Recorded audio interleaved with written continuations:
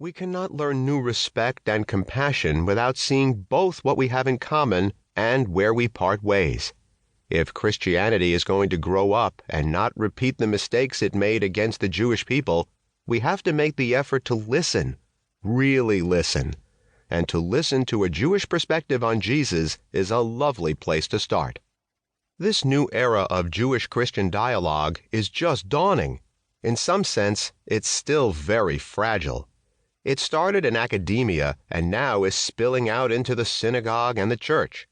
Rabbi Evan Moffic came to Mars Hill Bible Church one Sunday morning to have a real conversation with me about Judaism, in public, in front of 3,000 people. This is seriously uncharted territory. I am grateful and inspired by his courage. This book takes another step toward furthering this important dialogue. We must all proceed with grace and an open mind. Plus, the kids in our pews are marrying one another, so we better learn to converse differently. This book walks the reader through the essentials of Jesus' Jewishness. Even after years of studying Jesus' Jewishness, I found treasures and fresh insights in every chapter. I believe this book will inspire a deeper conversation with the reader's faith and curiosity, and also raise new questions. Not many books have been written on Jesus by a practicing rabbi with his own congregation, meant for Christians and Jews alike, who is deeply rooted in his own faith and also shows deep respect for Jesus and Christianity. In fact, this is the only one I know of. What a gift! Happy reading! And may you be inspired and encouraged to be a participant in the new era of Jewish-Christian dialogue.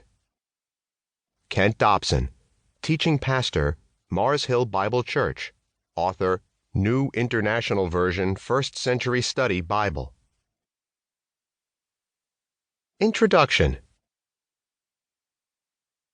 A year ago, I did a little experiment. I went to downtown Chicago, stood near a large church, and asked 10 passers-by a question. Who started Christianity? All 10 of them answered, Jesus. I bet if I asked 90 more people, all 90 would give the same answer. What they did not know, and what so many continue to miss, is that Jesus did not start Christianity. Jesus lived and died as a Jew.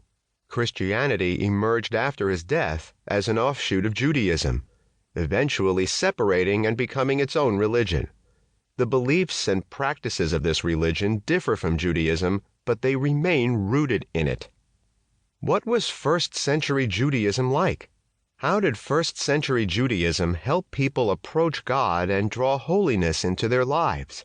When Jesus, a Jew, thought of God and Scripture and prayer, what kinds of things was he thinking about?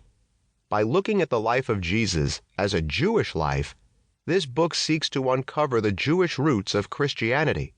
I want to hear Jesus the way his contemporaries, Jews in first-century Israel and Galilee, would have heard him. I want to understand him the way his Jewish contemporaries understood him.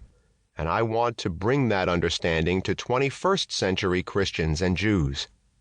These desires emerge from my own faith and vocation. I am a Jewish rabbi. As a rabbi, I do not study Jesus in order to change my faith. Rather, I do so as someone who believes passionately in learning, growing, and sharing sacred truths with others. I see myself as a guide for Christians and Jews through the landscape of first-century Judaism. If, say, you are an American with Irish roots, and you were to visit Ireland, you would have an Irish guide take you through the towns and countryside. You would not expect an American guide. You would prefer a native Irishman.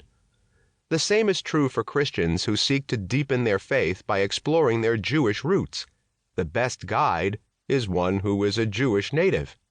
I live by the practices and traditions into which Jesus and his contemporaries were born. While this does not give me any special theological insight, it gives me a familiarity with the tradition and the texts and practices that grew into Christianity. Journey of a lifetime.